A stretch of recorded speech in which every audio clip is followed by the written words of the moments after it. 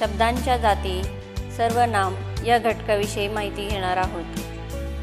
सर्वप्रथम आपण सर्वनाम म्हणजे काय हे पाहूया। नामाऐवजी वापरल्या जाणाऱ्या शब्दाला सर्वनाम असे म्हणतात।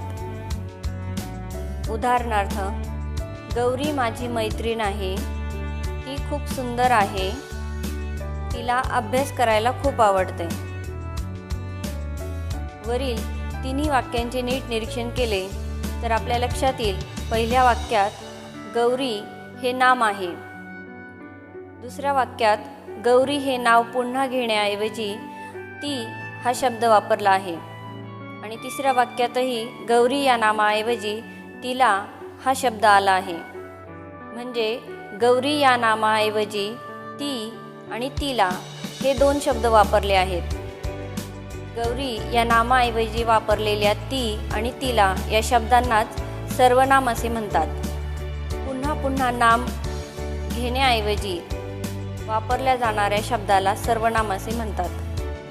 सर्वनाम म्हणजे नेमके काय हे आणखी चांगल्या प्रकारे समजून घेण्यासाठी आणखी एक उदाहरण पाहूया। वरद खूप हुशार मुलगा आहे। वरद शाळेत सर्व स्पर्धांमध्ये भाग घेतो। वरदला अभ्यास करायला खूप आवडते। वरदने निबंध स्पर्धेत भाग घेतला होता। वरदचा आवडता खेळ क्रिकेट आहे। हाच परिच्छेद आपण वेगळ्या प्रकारे पाहूया। वरद खूप हुशार मुलगा आहे। तो शाळेत सर्व स्पर्धांमध्ये भाग घेतो। त्याला अभ्यास करायला खूप आवडते।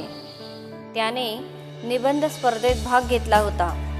त्याचा आवडता खेळ क्रिकेट आहे। या दोनही परिच्छेदांचा विचार केला। पहिल्या परिच्छेदामध्ये वरद हा शब्द पुन्हा पुन्हा आल्यामुळे तो परिच्छेद ऐकण्यास तितकासा बरोबर वाटत नाही, परंतु खालच्या परिच्छेदामध्ये वरद हा शब्द एकदाच आला आहे आणि त्याऐवजी येणारे वेगवेगळे शब्द पुढच्या वाक्यांमध्ये आल्यामुळे तो परिच्छेद ऐकण्यास व्यवस्थित वाटतो। खालच्या परिच्छेदामध्ये वरद या नामाऐवजी तो, त्याला, त्याने, त्याचा हे इतर शब्द वापरले आहेत। वरद या नामाऐवजी वापरलेल्या या इतर शब्दांनाच सर्वनाम असे म्हणतात।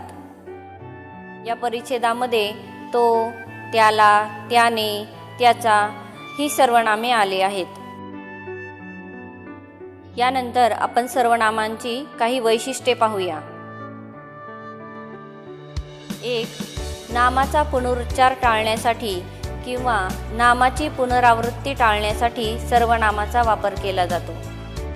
नामाचा पुनरुच्चार म्हणजेच पुन्हा पुन्हा तेच नाव घेणे किंवा त्याच नावाने पुन्हा वाक्य बोलणे हे टाळण्यासाठी सर्वनामाचा वापर केला जातो। 2. सर्वनामांना स्वतःचा अर्थ नसतो। जसं नामांना स्वतःचा अर्थ असतो, त्यातून एखाद्या व्यक्तीचा, ठिकाणाचा, शहराचा बोध होतो, तसं सर्वनामांना स्वतःचा अर्थ नसतो। नामाऐवजी वापरल्यामुळे नामांना जो अर्थ आहे तोच अर्थ सर्वनामांना प्राप्त होतो। 3. सर्वनाम ज्या नावासाठी वापरले जातात त्याचाच अर्थ त्याला प्राप्त होतो। 4. सर्वनामे ही सर्व नामांसाठी वापरली जातात म्हणून त्यांना सर्वनामे म्हणतात। सर्व जी नावे आहेत त्या नावांऐवजी वापरली जातात म्हणून त्यांना सर्वनामे असे म्हणतात। सर्वनामांना प्रतिनामे असेही म्हटले जाते। मराठीत एकूण 9 प्रकारची सर्वनामे आहेत। 1. मी किंवा आम्ही। स्वतःबद्दल जेव्हा आपण आपलं नाव न घेता शब्द वापरतो तो मी किंवा आम्ही। मी हा एकवचनी आहे आणि आम्ही हा अनेकवचनी सर्वनाम आहे। दुसरा आहे तू किंवा तुम्ही। जेव्हा आपण दुसऱ्याबद्दल दुसऱ्याचं नाव न घेता शब्द वापरतो तो तू किंवा तुम्ही। तू हे एकवचनी सर्वनाम आहे आणि तुम्ही हे अनेकवचनी सर्वनाम आहे। 3. तो, ती, ते, त्या। यामध्ये लिंगानुसार हे सर्वनाम बदलते। तो हे पुल्लिंगी सर्वनाम आहे, ती हे स्त्रीलिंगी सर्वनाम आहे, ते हे नपुंसकलिंगी सर्वनाम आहे, त्या हे अनेकवचनी सर्वनाम आहे। 4 हा, ही, हे, ह्या ही दर्शक सर्वनामे आहेत। 5 जो, जी, जे, ज्या ही संबंधी सर्वनामे आहेत।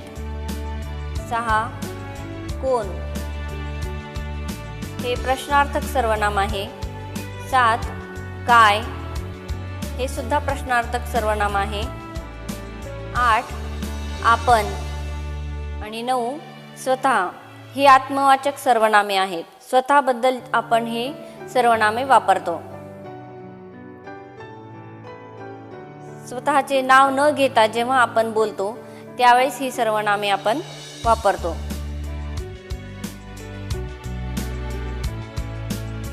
सर्वनाम या घटकावर आधारित काही नमुना प्रश्न पाहूया।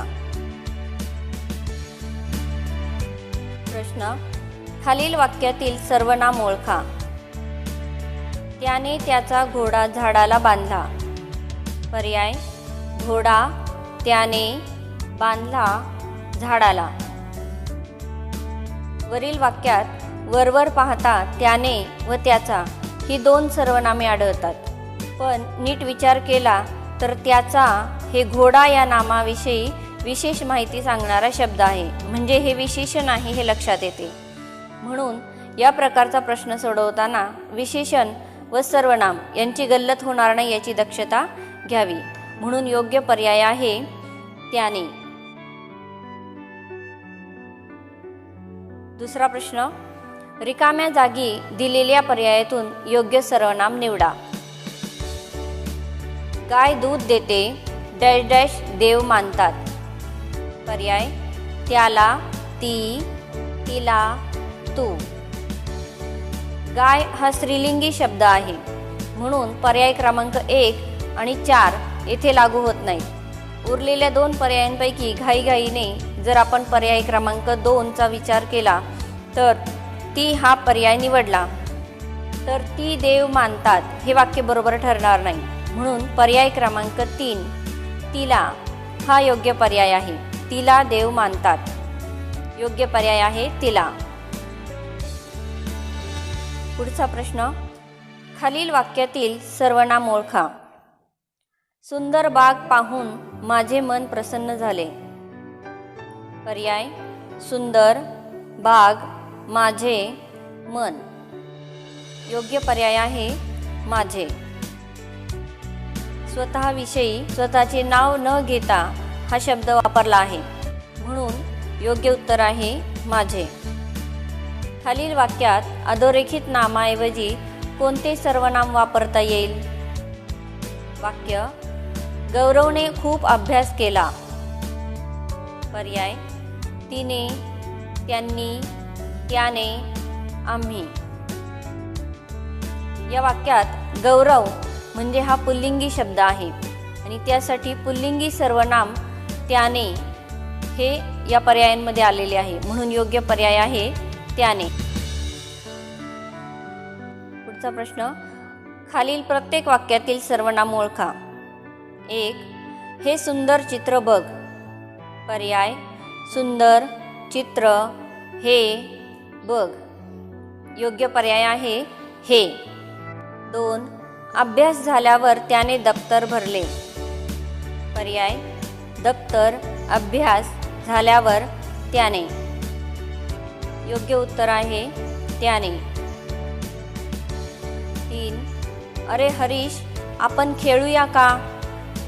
पर्याय अरे, आपण, का, हरीश। योग्य उत्तर आहे आपण। 4 मी दररोज नियमितपणे अभ्यास करतो। पर्याय दररोज, अभ्यास, मी, करतो। योग्य उत्तर आहे मी। 5 बाबांनी संकेतला विचारले तू फिरायला येतोस का? पर्याय का, येतोस, फिरायला, तू। योग्य उत्तर आहे तू। आहे